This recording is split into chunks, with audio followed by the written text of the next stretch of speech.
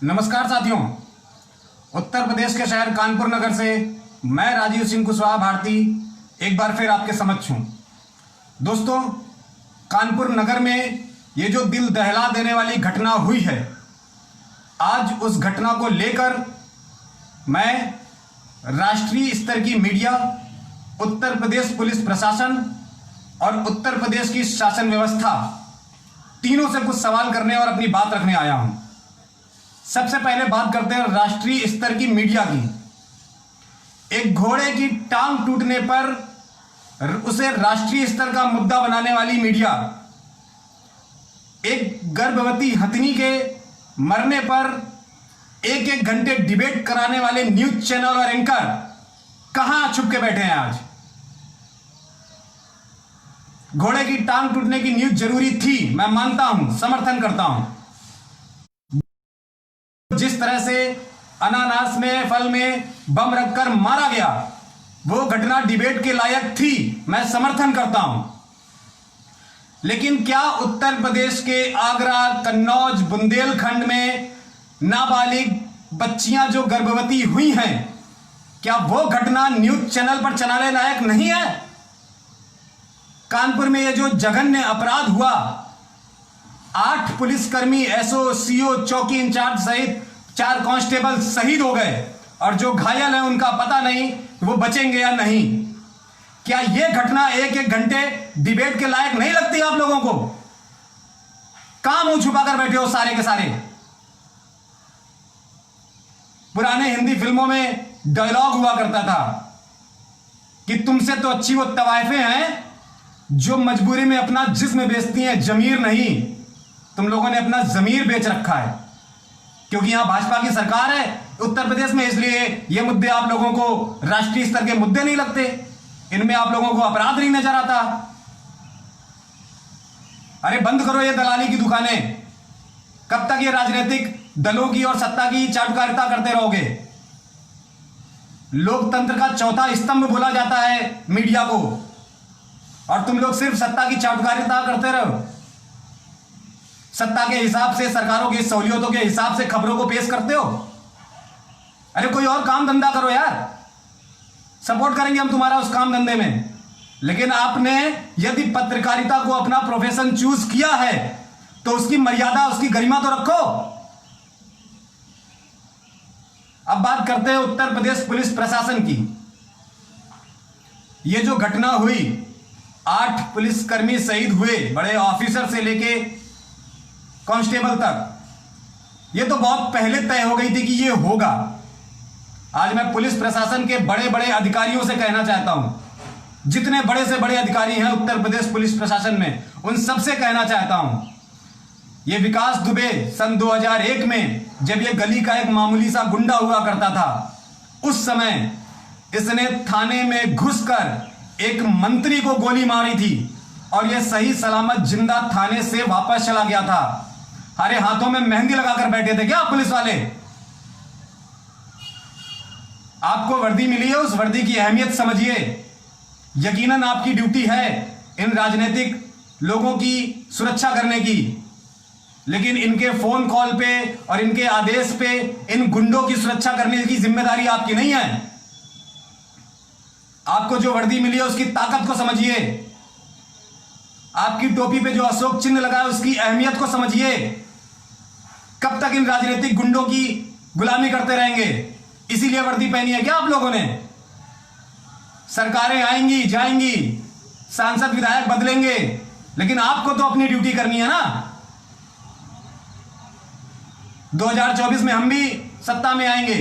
अखिल भारतीय परिवार पार्टी सत्ता में आ रही है 2024 में। हमारी भी गुलामी मत करिएगा। आजकल तो सारी फैसिलिटी है, फोन पे कॉल रिकॉर्डिंग है, जो लैंडलाइन लगी होती है उनमें कॉल रिकॉर्डिंग होती है। यूज करिए उन टेक्नोलॉजीज को।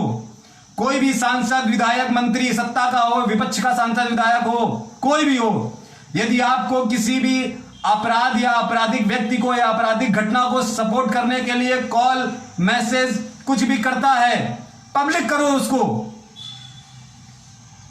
अरे क्या करेंगे? ज्यादा ज्यादा ट्रांसफर करेंगे, 15 दिन 1 महीने के लिए सस्पेंड करेंगे। डर किस बात का है? वर्दी पहनी है ना, तो तो किस बात का डर है? इनकी चाटुकारिता बंद करिए। जब ये थाने में एक मंत्री को गोली मारकर निकला था, तब भी भाजपा की सरकार थी देश में, सॉरी उत्तर प्रदेश में। और उस समय बाद में उसके भाजपा के विधायक, सांसद, नेता अपनी कार में बैठाल कर उसको लखनऊ कोर्ट में सरेंडर कराने ले गए थे। ये दिखाई नहीं देता पुलिस प्रशासन को? उसके बाद भी सरकारें बदली, भले ही विकास दुबे सत्ता में रहा, नेता बना अलग अलग पार्टीज के, लेकिन इस तरह की गुंडागर्दी नहीं थी। और आज जब फिर भाजपा की सरकार आई है प्रदेश में, तो फिर यह शुरू हो गया। और यकीनन मैं दावे के साथ कह सकता हूं कि किसी ना किसी राजनीतिक संरक्षण, राजनीतिक दबाव के कारण यह गांव से जिंदा बाहर निकला है।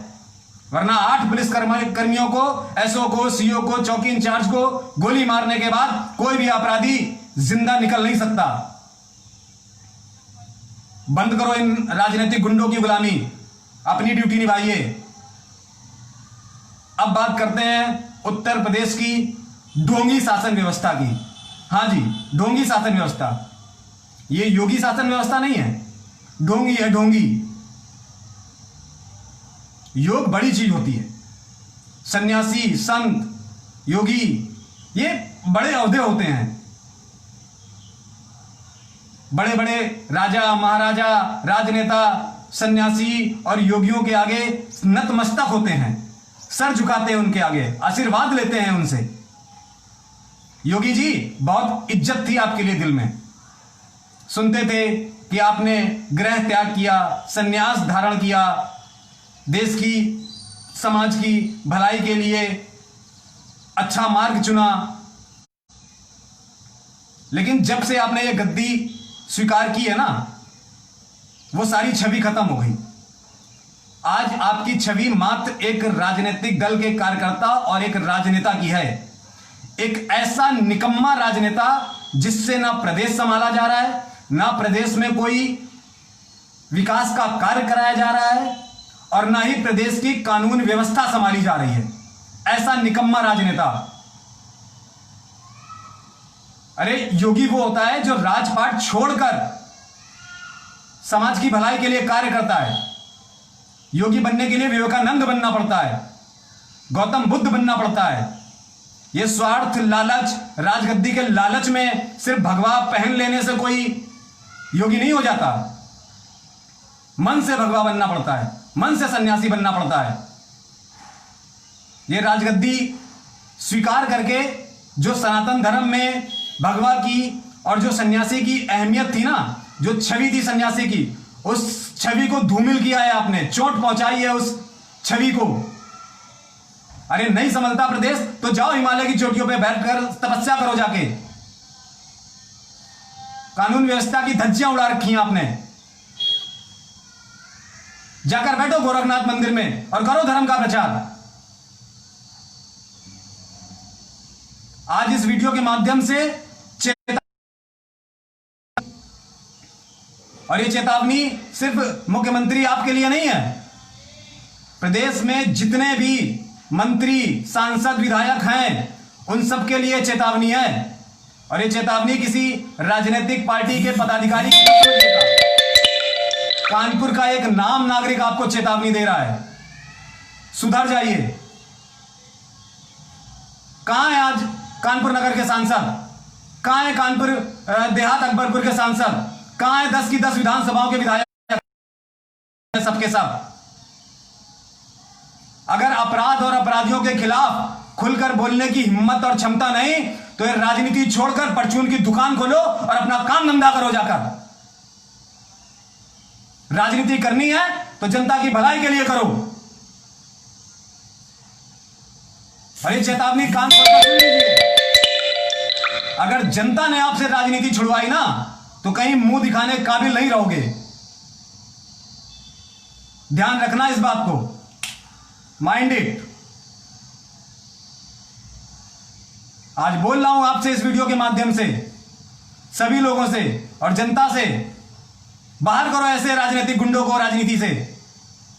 यदि आपको कोई कैंडिडेट अच्छा नजर नहीं आता तो नोटा दबाओ, जरूरी नहीं है कि इनको वोट देना। ऐसे लोग जब तक राजनीति से बाहर नहीं होंगे, ना प्रदेश की भलाई हो सकती है, ना देश की भलाई हो सकती है। योगी जी, कानून व्यवस्था संभाल लीजिए। महिलाओं से होते हुए बलात्कार, बच्चियों से होते हुए बलात्कार आपको नहीं दिखते। यहां अपराध भी जाति और धर्म देखकर तय करने लगे आप नाम देखकर अपराध तय करते हैं। मोदी जी कपड़े देखकर अपराधियों को पहचान लेते हैं। सुना है AK-47 चलाई गई है। AK-47 कौन सी धाराएं लगी है विकास दुबे पे? क्यों आदेश नहीं देते आप पुलिस प्रशासन को कि नेशनल सिक्योरिटी एक्ट लगाओ? आपके लिए ये एक आपराधिक घटना, एक गुंडागर्दी है। ये सिर्फ हथगोलों से हमला हुआ है, AK-47 चलाई गई है। आतंकवादी घटना है ये, आतंकवादी। लेकिन आपके लिए तो आतंकवादी वो होंगे जिनके नाम के आगे मोहम्मद या खान लगा होगा। बलात्कारी कुलदीप सेंगर आपको बलात्कारी नजर नहीं आता। विकास दुबे आपको आतंकवादी नजर नहीं आता। नाथूराम गोडसे, महात्मा गांधी जी का हत्यारा, आपके लिए आदर्शवादी बना हुआ है। जाति और धर्म देखकर आप अपराध और अपराध की सजा तय कर रहे हो। बंद करो ये सब नौटंकी। आप मुख्यमंत्री उत्तर प्रदेश के हो, मात्र कुछ लोगों के नहीं। इतना जहर घोल दिया आपने समाज में। पड़ोसी को दुश्मन बनाने पे लगे हुए हो आप। फिर से बोल रहा हूं, कानून व्यवस्था संभाल लीजिए। अगर इन 8 पुलिस कर्मियों के घर के बच्चे इस जर्जर कानून व्यवस्था से तंग आकर हथियार उठा लेते हैं बदले की भावना से, तो उसके जिम्मेदार सिर्फ और सिर्फ आप होंगे योगी जी। याद रखिएगा इस बात को। मजबूर मत करिए हम युवाओं को कोई गलत कदम उठाने के लिए। ये अच्छी बातें नहीं है। आपको प्रदेश दिया गया है, प्रदेश को संभालिए, और नहीं संभलता तो छोड़ दीजिए। ये जाति धर्म के नाम पर गुंडागर्दी फैलाना, भेदभाव फैलाना, जहर फैलाना, ये बंद करिए। इस तरह से नहीं चलती राजनीति, इस तरह से नहीं चलता प्रदेश।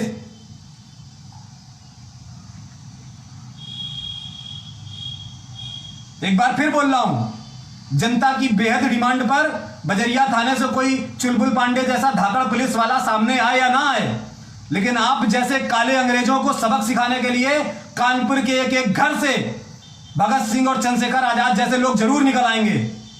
मजबूर मत करिए। क्रांतिकारी शहर के नाम से जाना जाता है कानपुर नगर,